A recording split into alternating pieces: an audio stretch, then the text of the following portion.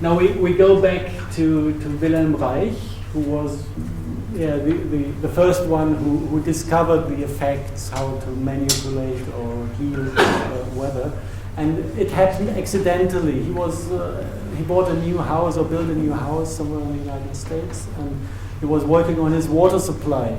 So he had a little lake near to the house, and he was trying to get water pipes from the lake to the house. So he was working on it, and he was busy with other stuff, and he just forgot one pipe that was sticking in the lake and pointing over a rock to the sky. And he was going there every day, not continuing the work, but he always observed funny cloud formations building up exactly at the point where the pipe was pointing to. So he started just playing around with a single pipe. And he started to realize that it's possible to play around with clouds. If you point at the cloud, it disappears. If you point like a little bit left or right of the cloud, it's grown.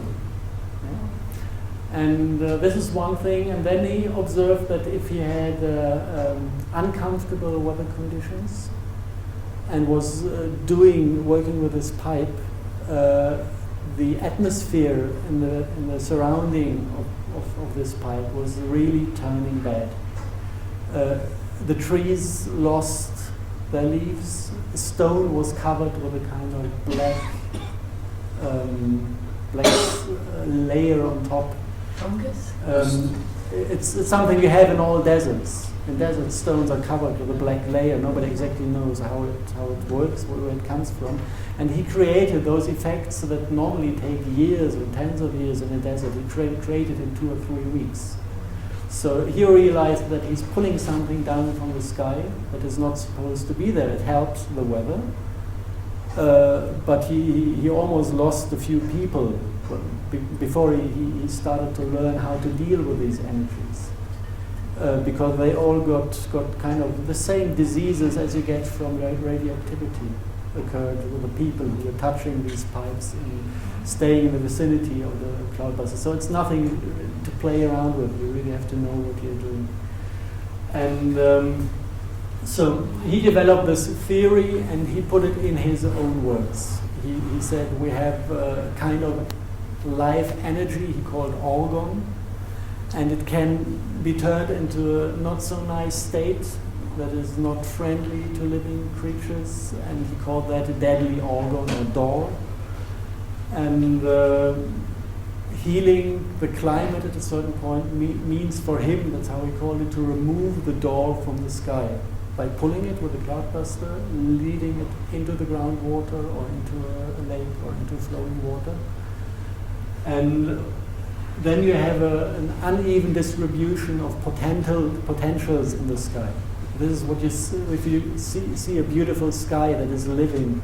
You have clouds here, clouds there, blue sky in between, you have motion, you have rising air, falling air. This is living climate. If you have a door atmosphere, everything is equally distributed.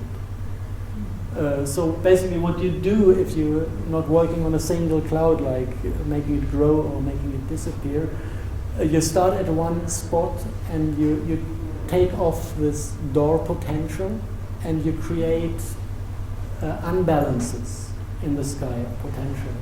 And they have the ability not to go back to this equally distributed state, but they are self-strengthening after a while. If you have a strong potential and a low potential, then automatically energy flows from the low to the strong, making it even stronger. So this is how he described it in his own language. And if you go to your normal university professor and try to talk to him like this, he just stares at you because it's hopeless, you know. He doesn't know the words, he doesn't have the experience, so you can't do it. So I started for the publications I'm doing for this project. I'm just doing PR work. To try to translate this into a normal language, because I mean, we all honor Wilhelm Reich, but we don't have to use his words. It's working without his words. It's just nature, and we have to look for a language to talk about what we are doing, show people, to teach how it works, to get more contact and communication with other groups. So I was sitting on one article and trying to find a new language or usable language, and that was quite interesting because I really learned a lot while putting things together like a puzzle. I started understanding even more than Wilhelm Reich was able to understand. And this is what I'm trying to show you. Can I get the next one? Okay. We have to know something about electromagnetic fields. The ones we know, they were kind of introduced by Maxwell, 1890s around. And he was quite advanced. He just came from pure mathematics. And he said if we have a medium that is vibrating, we have mathematical solutions describing all possible motions, which is longitudinal waves, transversal waves, and scalar waves. And if you have two wave sets, you have different possibilities to overlay them. So this was the full mathematic to describe any type of vibrations in a medium. So that was the beginning of electrodynamics. Later, they said, okay, light and electromagnetic fields are transversal, because this is what people could measure, and this is something that is really easy to calculate. And they just dropped the other solutions. It was not measurable, not so easily in those times. They had no effects they were basing machinery on. So they just dropped it, like people, they're lazy because it's much more work to calculate the complex field theory than to calculate only one component of it. So this was what happened to science, and if you take the complete wave set, you have different ways of overlaying and merging different fields. Like if you have two sinus transversal waves that are same direction but opposite phase, and you put them together, they become zero. Yeah?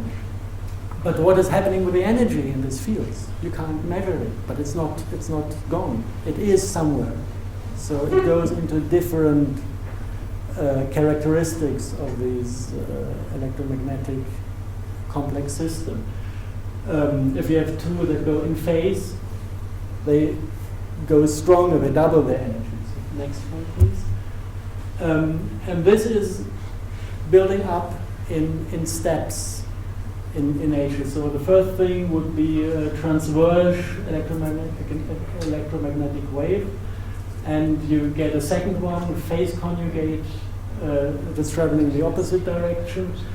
Then what you get is a longitudinal electromagnetic surge wave. This is the first step on this stair. If you take two of those from opposite direction, you combine them, they also do something, they completely disappear then from nature. But what they do form is a pattern in time, space-time density. This is how the energy is kind of stored when not shown in electromagnetic fields. It is just curving local space-time, forming very beautiful patterns of curved space-time. And this is basically the form of waves, which in the language of Maxwell would be a scalar wave, that Wilhelm Reich called his organ. This is the force of life. And with the next foil, I can show you how, how this builds up, how this system of electromagnetic waves is building up around planet Earth. And no, not yet? Yeah. So if you have a sphere, and you have waves traveling on the surface of the sphere, and they're going around it. There are not many ways that are in harmony with themselves. You know, if you have one wavelength going around, you meet the end of the wave sets, meets at the beginning, and then they can go around once. But you've got a sphere, so it travels on a more complex form. And the possible harmonic wave sets that the Earth can carry you can describe by the Platonic spheres. You have certain forms. The single ones are down there. And if you add them one on top of the other, you get a kind of structure you can see. So this is kind of the pattern of wave sets, electromagnetic wave sets traveling around the Earth. And they add 15% to the Earth magnetic field. So it's quite a bit of energy that is traveling around the planet. And I think it's about 60% of this energy is not measurable. So it is already hidden in the higher structures and the longitudinal structures of the electromagnetic possible solutions. Next slide, please. If you look at it from the side, it's not even traveling around on one layer. You can see this here. You have kind of spheres, one on top of the other, where the wave sets form stable foils that cover Earth. So things are happening on different levels, but always in these harmonic ways of fields running around the Earth. Next one, please. Okay, no, one back again. So this is basically what is happening in the atmosphere. So we have longitudinal waves in the atmosphere that establish foils in different heights, and this is a kind of condenser, if you look at it. Comparison, so like we have the electricity that is created by the particles coming from outer space. It's ionizing, so we have charge in these layers of the atmosphere. And this charge is kind of vibrating together with these fields that are going around the Earth. And they form a kind of capacitor with the Earth itself. And the same structure is inside Earth.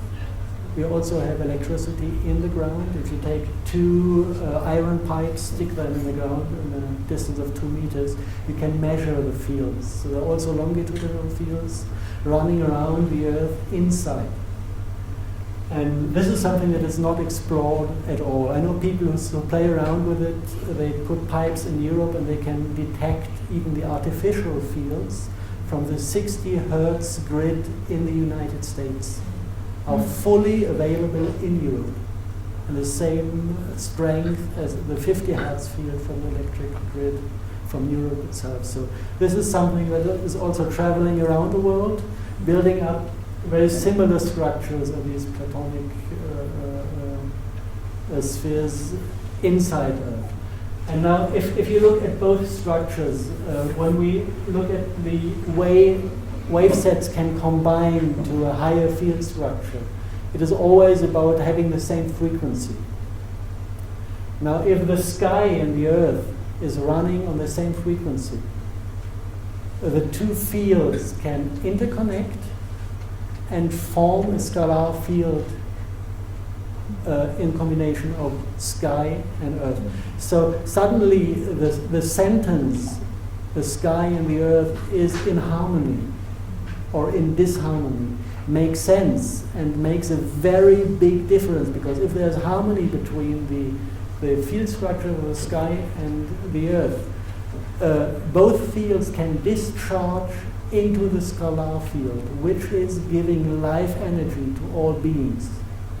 And if this connection is not possible, there's no harmony, the frequencies are different between sky and ground, it's impossible to have this discharge, and then you build up atmospheric tension, which is measurable in volts, which leads to this phenomena that there's no rain anymore because it's just overloaded, and there's no life force on the ground.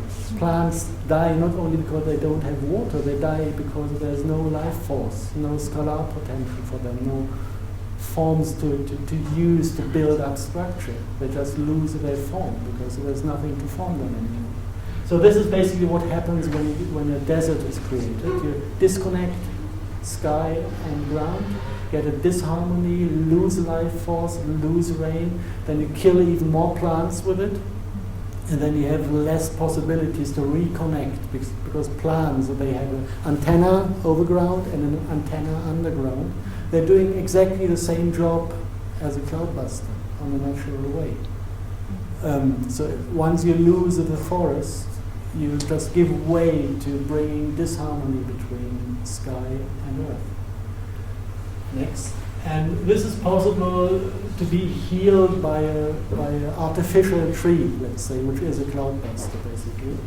And what happens is you have a signal from Earth that is collected via the pipe. The cloudbuster is connecting to the groundwater. And you have the signal to the sky, and if you overlay the two things, you manage to connect the two fields to each other, start forming a scalar discharge. And the funny thing is, the same thing that happens in the sky in between clouds, where I said you have an area of high potential and one of low potential, and energy flows towards the high potential, even if it's only a small spot. The same thing starts happening with a cloudbuster. It pulls the energy down from sky, concentrating it on the pipe, bringing it into the ground, and then it's pulling back the frequencies that are not to be supposed up there, harmonizing both, and bringing you a continuous discharge between sky and earth. And this is our first tree down there, and then if you plant things, they really grow nicely, because the scalar potential is there to make things grow. I will never forget the first apple I had from Jinan. It's completely amazing, you know. It's coming towards you on a distance of 1 meter, and it's like meeting one of those women on the street that have perfume all over, you know, and it really it bushes into your head. And then you take it and you take a bite, and it's an explosion in your body. And this is a potential that is really, it's so beautiful to see what nature does if it's reconnected. And all this life force that hasn't been used for 10,000 years in this area drops into the system again and brings life that is so strong and so nutritious and so tasty and so beautiful. And this is something we would like to do all over Africa. This is where my dream meets the vision of Majid Abdelaziz, who said Algeria is the first spot. We need every 500 kilometers. We need a spot in North Africa, in every country, 1 or 2, to create a belt that is crossing Northern Africa, that is a closed belt, because one spot reaches the second and the third. And then between this belt and the Mediterranean, it will close. The gap will close, and we'll have entire green North Africa. But you can't do it without people, because taking care of trees is a lot of work, especially in the first 7 years. So you can't do it without having a settlement growing. And he was counting on the black African refugees to do this job, which is a brilliant idea, I thought, because it's exactly what I saw in the stream of mine. But he can't do it, because he's working with his family, and he's got a 30-hectare farm, and he brings refugees from Africa to his family life. It's going to fail, it's not working. So we want to separate this a bit, do the school on his territory, and the refugee work will be a structure of its own, where we even are about to found a new, let's call it NGO or structure to deal with it, also with the negotiations with the governments. And basically to step forward, we need everything that is needed for such a project. We need contacts. We need, of course, money, which is always very short, because until now he's spending 3/4 of a year in Berlin to earn money to push it forward in Algeria. So this is I hope is going to be next, that we get a good funding from somewhere, and we will be able to open that school. And I think the refugees will come on their own. If there are possibilities. I had the occasion to talk with one of the guys coming from Nigeria, He had 2 attempts. Once he tried to cross Niger with vehicles to get to Algeria and then further to Europe. He got stuck in this really dead area with a uranium miner. He said he had only dead cars and skeletons all around and nothing to drink and to eat left, so he managed somehow to survive and get back to Nigeria and got some money and got out of the country with a flight to Germany. I met him somewhere hitchhiking, I don't know.